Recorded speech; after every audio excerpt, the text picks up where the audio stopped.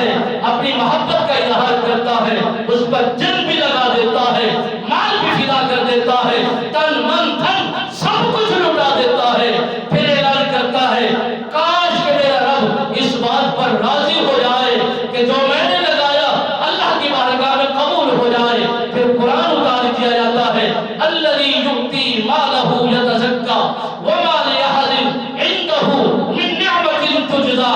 اے محبوب اپنے یار سے پوچھئے جس محبت کے ساتھ آپ کے ساتھ انہوں نے وفاداری کی ہے، کیا ان پہ راضی ہے کہ ناراض ہے؟ تو اس وقت صدیق اکبر پاک کی دھار نکل جاتی ہے اور وہ پکار کر جاتے ہیں کہ میں کون ہوتا ہوں جو اللہ کی بارگاہ میں شکوہ کر سکوں اور کہوں کہ میں اللہ سے ناراض ہوں، سب کچھ لوٹا بیٹھا ہوں۔ بلکہ رب فرما رہا ہے ہم بھی راضی ہیں، میرا محبوب بھی راضی ہے۔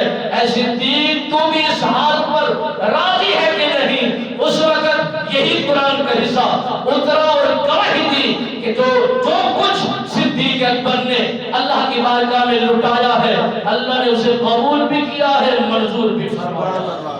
دعا ہے مالک بیدیات ہمیں دین اسلام کے مطابق ان پاک لوگوں کا ذکر سننے کا مزاج عطا فرمائے اور انہی طرح انہی جیسی سخاوت کرنے کا ہمیں شوق و ذوق نصیب فرمائے۔